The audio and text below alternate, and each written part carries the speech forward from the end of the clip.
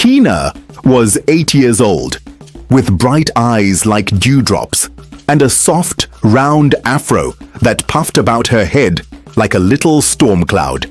She lived with her mother and grandmother on a sun-washed homestead near Goat Hill, where tawny grass rolled toward the horizon and umbrella trees dotted the earth like green parasols. Their round mud brick hut wore a reed roof, and guinea fowl feathers dangled at the doorway to greet good spirits. Each dawn, the sky opened wide, ringing blue across the sweeping Nyota savanna. From the threshold, Kina could smell sweet sorghum porridge bubbling over the outdoor fire and watch zebra grazing beyond the salt pans. She could also see a stack of thin acacia poles, coils of sisal rope, and a gaping hole in the goat pen fence. Today's chore. If the break was not mended before nightfall, the goats might wander, and jackals loved easy dinners. But fixing fences, Kina thought, could wait until after just one round of stone toss.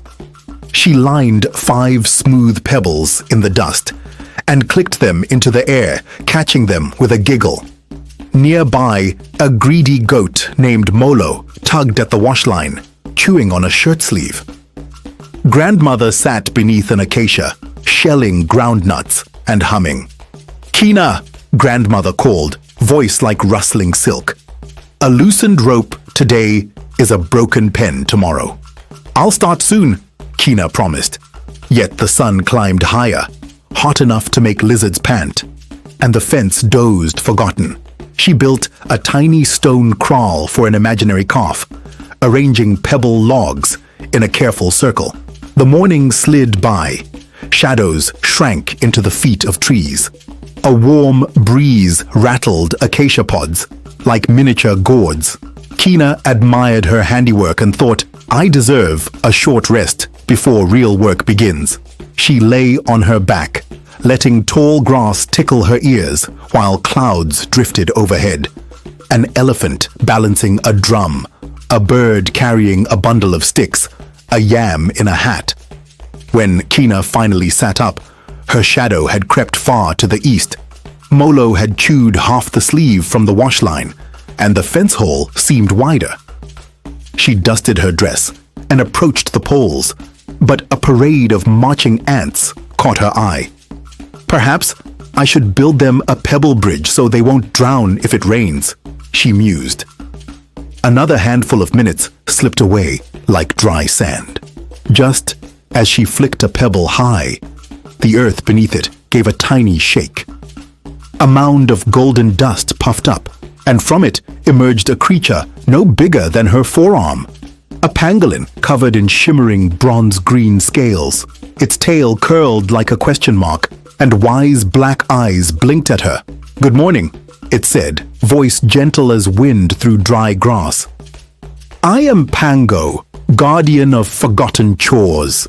Kina's mouth rounded into an O. "A talking pangolin?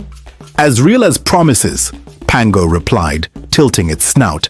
"I visit children who lose minutes like beads in tall grass." "What waits while you play?" Kina pointed at the broken fence. "Mending the goat pen. But there's still time before sunset." Pango swished its tail. A ring of dust motes rose around them and became tiny hourglasses, each draining sand faster than the next. Time races like an oryx. Delay and darkness will laugh at loose goats. Kina frowned. "It's only a short while. Let us see," Pango whispered, tapping the ground with a claw. The world blurred like water stirred with a stick. Suddenly, the sun stood straight overhead. Kina's belly rumbled. She had missed breakfast. Grandmother called, "Kina, why does the gate still gape?" Kina stared at Pango, now perched on a fence post, claws folded patiently. "Midday already." "Moments melt quickly," the pangolin said.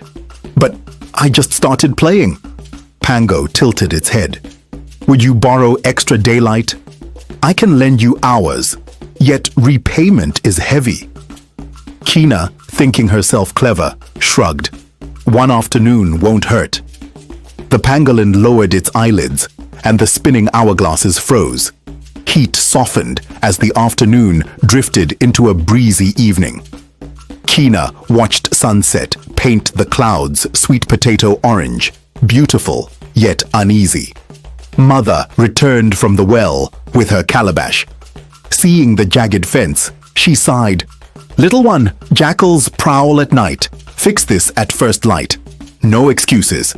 Kina nodded, cheeks warm. She hurried indoors to supper, steamed beans and warm ugali.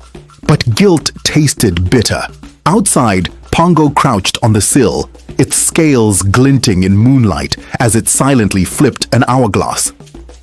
That night, wind hissed through the grass like a whispering snake. Kina dreamed of goats slipping through the fence and vanishing into darkness. A shrill bleat shattered the dawn. Kina jolted awake. Grey pre-dawn light revealed Molo wriggling out of the gap, followed by 2 younger goats. Shadows shifted beyond the yard. Perhaps wind jackals. "Kina!" Mother cried, stumbling from the hut. "The goats!" Grandmother thrust a burning torch into Kina's hands and pressed a bundle of rope and poles against her chest.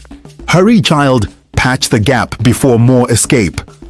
Kina's heart thudded. She dashed across dew-damp grass, torch flickering. Pango appeared atop a post, its bronze scales now dulled with grey dust. "Borrowed time drags on the feet," it murmured. "I'll work faster." Kina puffed. She hammered a pole into the ground, fingers trembling. A distant howl drifted across the savanna. Goats bleated.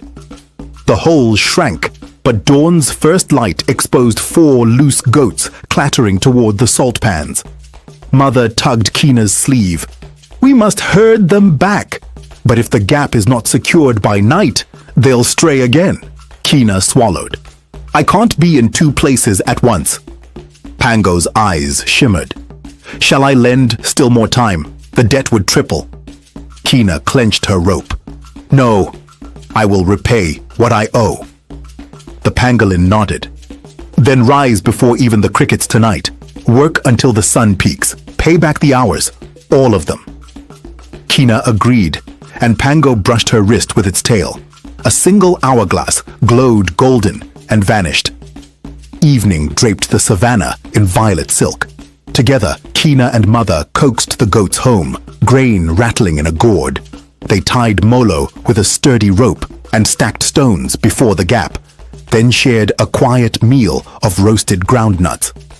Kina's arms ached, yet sleep eluded her. She stared at the ceiling, counting debts like beads. Long before the cock crowed, Kina slipped from her mat. Stars still glittered. She gathered poles, fresh rope, and a calabash of water, then tiptoed outside. Night air felt cool against her cheeks, but she pictured warm porridge and pressed on. The soil yielded to her digging stick. She drove new stakes deep, weaving rope between them, humming grandmother's proverb song, "A stitch at dawn holds fast till dusk." Her afro haloed her head in the torch glow as she bent and pulled. Fingers blistered, muscles burned, yet she refused to slow. Overhead, Pango twirled down the post, bright once more. "You move like wind chasing grasshoppers," it said. Kina grinned without pausing. "I won't borrow time again." "When work is done on time," the pangolin replied, "rest tastes sweet." It tapped an invisible bell. Dew on the grass glimmered like scattered coins. As the horizon blushed pink, Kina tied the final knot and leaned back. The fence stood sturdy and straight. The gap vanished. She exhaled long and loud. Pango curled into a tight ball at her feet, then unrolled and bowed. Debt paid. With that, it burrowed softly into the earth, leaving a tiny swirl of golden sand that settled like glitter on the new wood. At breakfast, Mother blinked at the mended fence and the exhausted but smiling Kina. "You finished before sunrise?" Kina nodded, eyelids drooping. Grandmother kissed her forehead. A diligent heart keeps goats and promises safe. Days passed. Molo and his companions grazed near Goat Hill by day and rested secure each night. Kina still played stone toss beneath umbrella trees, but only after chores were complete. For she had learned, as grandmother often said, lazy hands lose goats, busy hands milk them. And whenever she spotted a small scaly footprint near a post, or a shimmer of dust dancing between footprints, Kina smiled and tightened the gate latch before the pangolin could speak. The end.